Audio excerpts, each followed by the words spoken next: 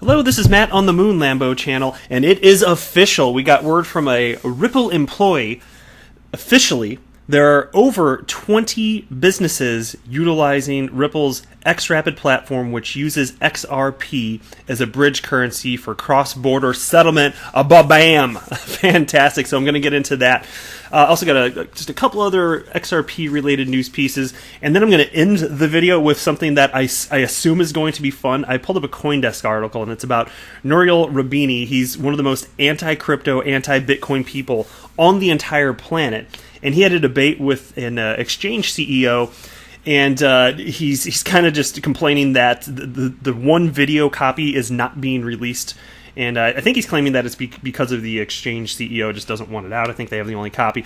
So anyway, I have not read that yet. So you and I, we get to experience that together, because there's some tweets which.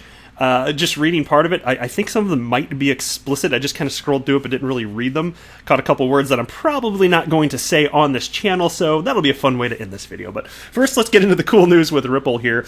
Oh, actually, I do need to say this first. If you would, please delicately tap that like button. I would definitely appreciate the support. And if you want to be best friends with me, you should subscribe to this channel. It'll be a good time. It's a Moon Lambo party every day on the Moon Lambo channel. Give it a whirl. It won't hurt, I promise. Now, this piece is from GT Review, Global Trade Review. It's titled Ripple Talks xRapid, Swift's GPI, and Facebook's Libra.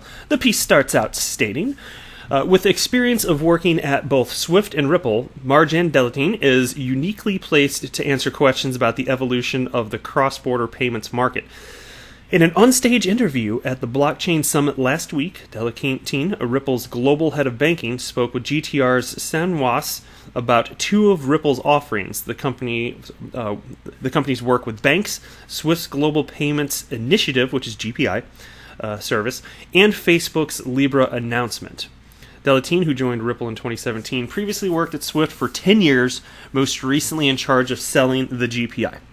Now, of course, I'm going to link to this if you want to read the whole thing, but there's just one piece that I want to read to you because it's the most pertinent, cool part of the entire piece, in my humble opinion here, and it has to do explicitly with xRapid. Where is this thing here? Maybe I should have, highlighted the same thing. When you say highlighted, do you ever think that's supposed to be highlighted? It's not. Sometimes, I'm sorry, I'm getting off here. Here, let me just search for 20 xRapid. Oh, there we go. Yeah, okay, I found it. So anyway, Marjan was asked this question. It said, you already have a product called xCurrent. Your second product, xRapid, was made commercially available in October. What is the difference between the two solutions and the problems they are trying to solve? Delatin states, there is a lot of confusion about that. Most importantly, what we are building is a network, a decentralized cross-border network. xCurrent is our core product. We have more than 200 customers using it, and we sign on an average 3 to 5 institutions a week. xCurrent is really around exchanging value fiat to fiat, so it's business as usual, but you're using the power of distributed ledger technology with the speed, the data management, and reconciliation capacity that the technology provides in order to have a better service for the customers. But we don't talk enough about liquidity. And this is where the real cost of cross-border payments exists. Today, trillions of dollars are tied up in pre-funded accounts around the world by banks in order to make sure that the exchange of value in the correspondent banking system is happening. But it's at a cost. Working capital for corporates is locked up. The use case that we have found around xRapid is that, rather than tying up capital, we reconcile the transfer of the messages and the value itself. xRapid is about sourcing on-demand liquidity. It's not around trying to push financial institutions to use or buy cryptocurrency, but it's using cryptocurrency, in this case, our negative digital asset XRP, as a bridge currency between two fiat currencies.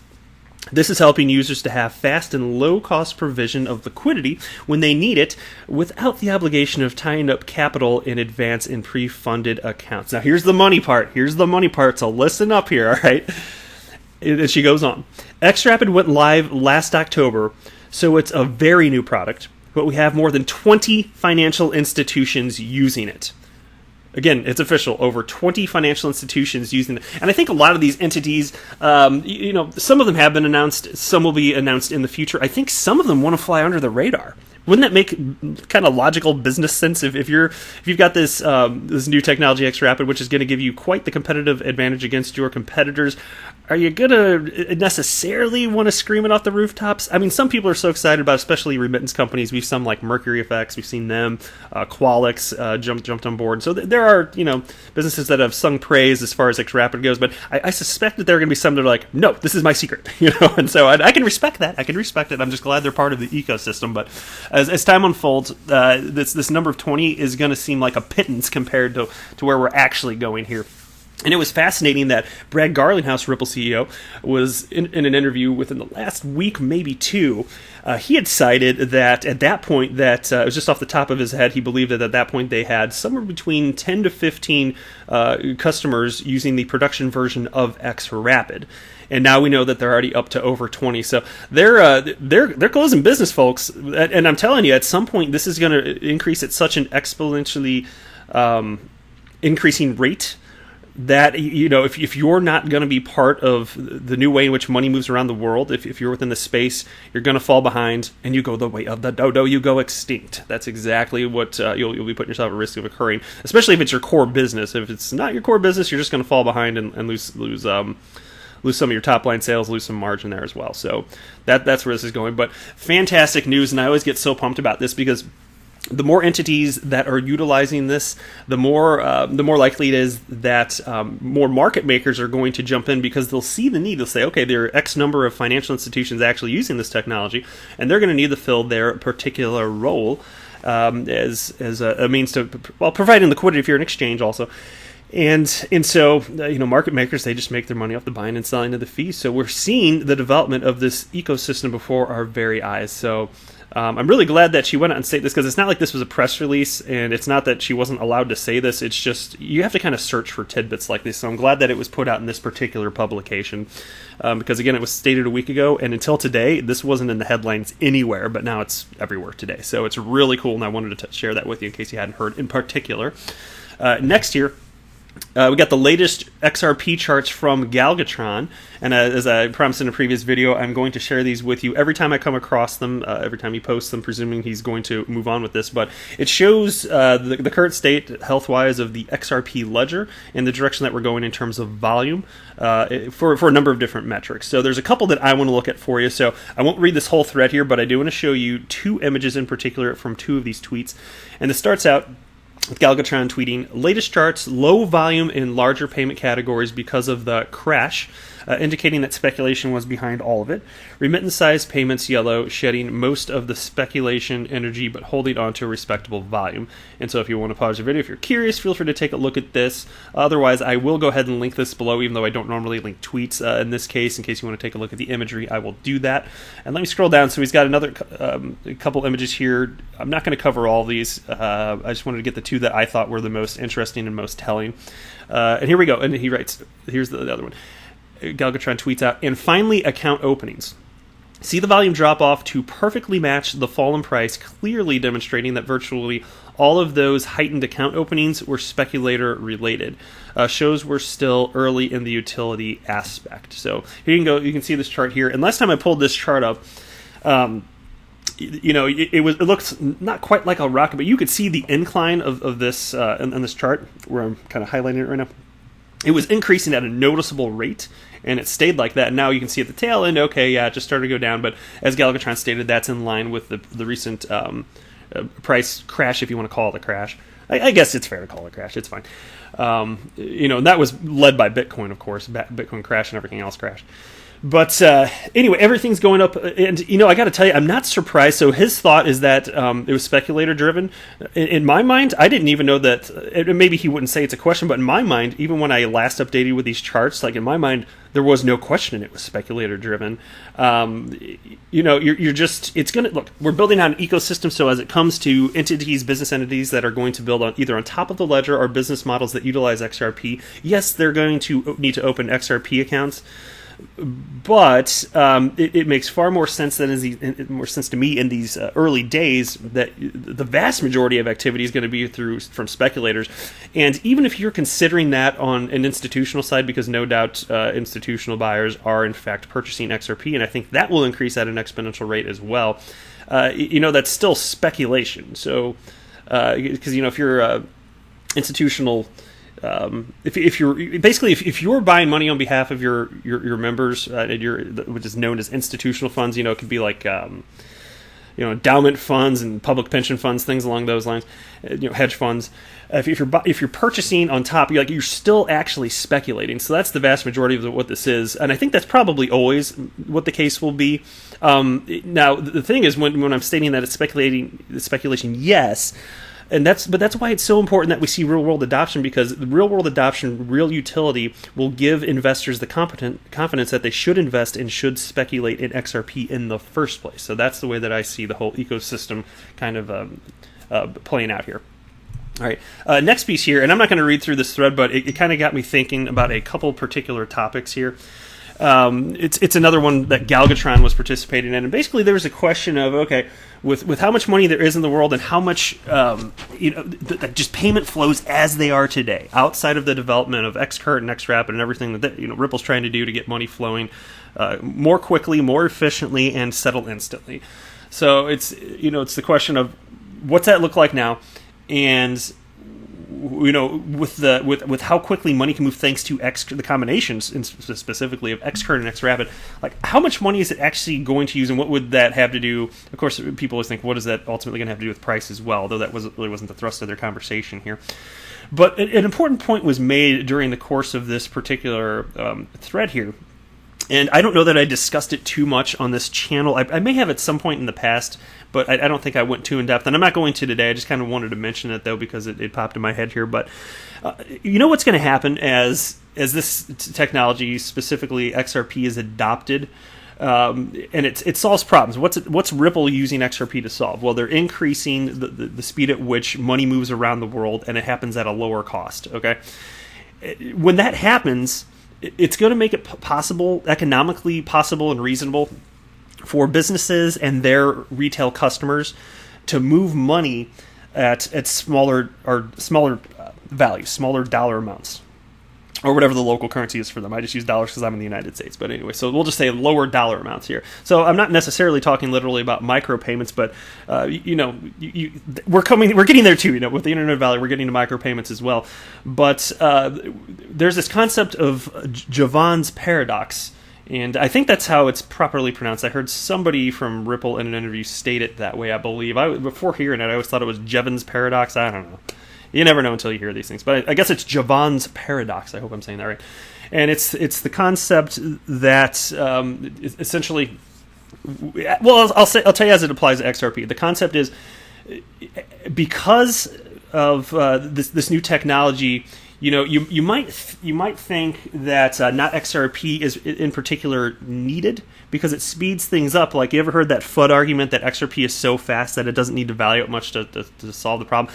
Well, that's not true for a number of reasons. First of all, it doesn't factor in just the situation. Is the reality is, speculators, institutional investors, and humans, they want to invest in XRP and crypto at large, and so most of the crypto is actually held in cold storage, not on exchanges for sale. So that when people say XRP is too fast, they don't tend to factor that in. But more importantly, the point that I wanted to get at is that they're also not factoring that there are going to be new businesses and new uses developed as a result of this.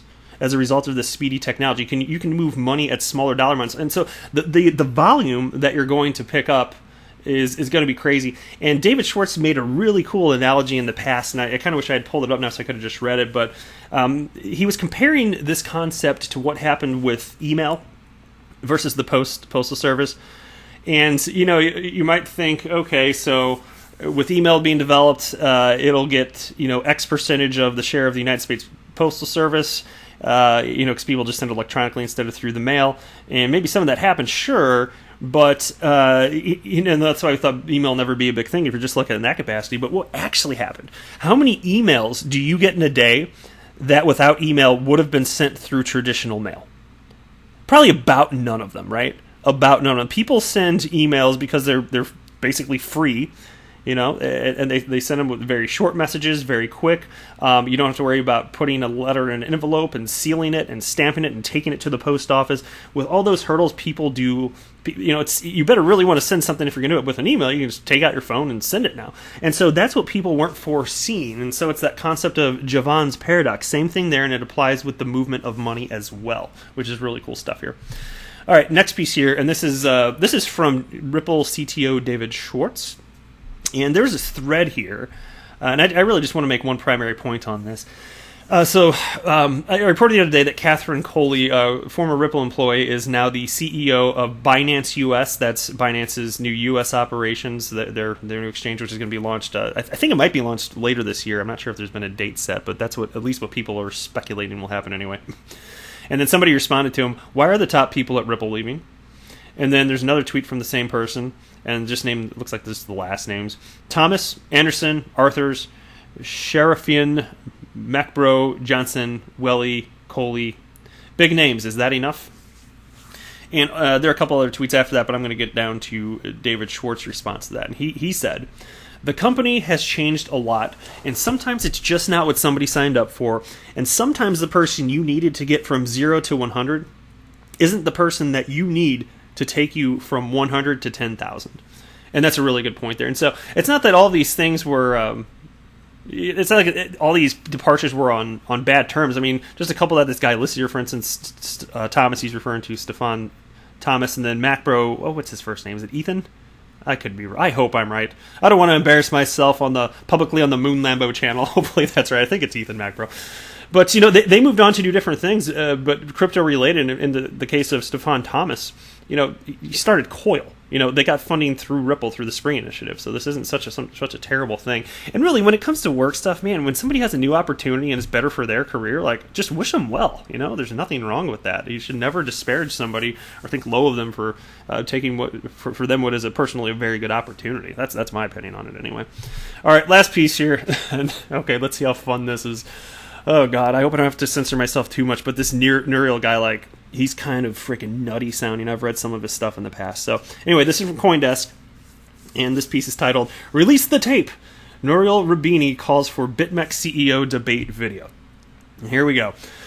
Oh, yeah. Okay, NYU professor and noted anti-cryptocurrency economist Nouriel Roubini exploded online last night after a debate with Arthur Hayes, CEO of BitMEX, as the Asia Blockchain Summit in Taipei. The debate, called the Tangle in Taipei, was allegedly not streamed live at the behest of the organizers, and Roubini wasn't having it. And so there's a string of 4 or 5 tweets, and I'm going to read through all of these because this might be fun, and this guy's a character. So let's just see. I don't know what to expect, to be honest. If it's boring, I apologize, but this is probably going to be interesting. All right, so here's the first tweet from Nouriel. Another @CryptoHaze scam. He didn't allow the blockchain conference to record our debate and beam it live. He controls the only recording of it and will only release heavily edited highlights. I destroyed @CryptoHaze in the debate, and he is hiding. And then here it is in all caps. "Release the tape, you coward." Okay, that makes me laugh. In all caps, "Release the tape, you coward." All right. You got some gusto in you, Nouriel. Good for you. Bully for you. Oh my God, this freaking guy. Okay, next tweet from Nouriel Roubini. Oh, actually, I should probably read Arthur's tweet here first. I wonder if I can click on this. Can I actually? Okay, yeah, it opened up the actual tab. So here's the tweet from Arthur Hayes that was retweeted by Nouriel. So he wrote, "Don't worry, our tapes will he meant expose, I'm sure, your thin grasp of economics and technology. After seeing these tapes, I would be surprised if you were allowed into any higher learning institution." Okay, don't hold back, guys. I don't think these two are friends, I don't think they're friends. What do you think? All right, so Nouriel he retweeted that, and here's this comment that goes along with it. "Shut up and release the tape of our debate. This was the only session not streamed live, as you mafioso gangsters decided to censor it with hush money and keep the only tape for yourselves. A typical bully behavior of yours. Release the tape, you coward, @CryptoHaze. Talk is cheap." Okay. And here's another one. So Arthur Hayes tweeted this out. Let's read this one out. Sorry, I got to click on this to see what it says. Okay. Well, that's kind of braggadocious of Arthur. He tweeted out, "Now that I dusted Nouriel, it's time to party. I will see everyone at AI Club, Al Club? I don't know, Al Club, circa 11 p.m. You ain't seen nothing yet. Okay, Arthur. And then so he retweeted that. And he stated along with that retweet, "You didn't dust me. I dusted you, but you are such a coward hiding the videotape of our debate mafioso style with hush money. Release the full video, not the manipulated highlights, and let the world judge." Oh, man. You know, when he look at Nuriel, he writes this like he wrote "You didn't dust me," and he did it with the letter U, and it makes me like think like Nuriel's kind of like a teenage girl, like who writes nothing against teenage girls, but who what adult economist is writing just the letter U instead of YOU? You can't be troubled to type YOU. Ugh. Okay. And here's the last one. So Arthur tweeted out. Let's read this. Okay, it states, "Don't worry, our tapes will expose your thin." Did this one already come out? I feel like did I not just read that? Don't worry. Yeah, I did. Shut up. Oh, yeah, okay, so we tweeted out again with another comment. That's why I got confused. Okay, so he tweeted out the same thing from Arthur a second time, and this time there's a different comment from Nuriel, which is, "You crypto..." Oh, he used YOU in this one instead of just the letter U. All right, Nuriel, got it going on here now. All right, "You, Crypto Hayes, a.k.a. Cosa Nostra Coward Mafia Thug." I don't know what the heck that means. "I am a tenured professor at NYU," and by the way, he uses the letter U sometimes instead of YOU, even as a tenured professor at NYU.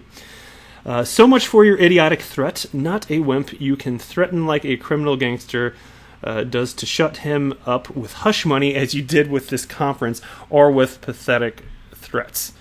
Okay. Well, I'll tell you what. Like, I don't know exactly what to make of all this, but I definitely would love to see the video of these two debating. I remember this coming up, you know, a couple weeks prior to the event actually occurring, and I just kind of assumed in this modern day and age that there would be video of that. And so, if it's true that Arthur's got this video and he's holding it back, I would question why. It would make me wonder, did he just not have a very good debate performance? But regardless of whether or not Arthur performed well in the debate, Nuriel is wrong. Okay, he's one of these people, just like Peter Schiff, that fails to recognize that you can do things, you can have entire business models that could not exist without cryptocurrencies, without distributed ledger technology, but specifically the cryptocurrencies attached to them. And so, of course, it seems quite obvious to me, because of that, humans are going to value the digital assets that are in fact required to make these new business models a reality. Of course they are. Of course they are, and that's not going to go away.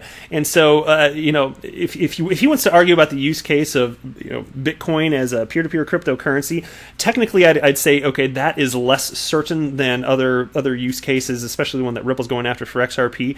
But nonetheless, you know, if there's one use case, then it already makes sense to invest in something that's crypto related. You know, hopefully you can find the winner. And this is my opinion, not financial advice, of course. But so it couldn't be more clear to me that this guy's wrong. Like the likes of him and Peter Schiff and all the other guys out there, I don't know how they can't see it, because they're not stupid. They're just wrong, and I don't know how they're failing analytically to understand what this environment looks at, especially after a decade. This isn't going away because there's actual utility here. So anyway, that's all I got to say on this. You can let me know what you think below. I am not a financial advisor. Do not buy or sell anything because of anything that I say or write. That would be a very, very, very bad idea.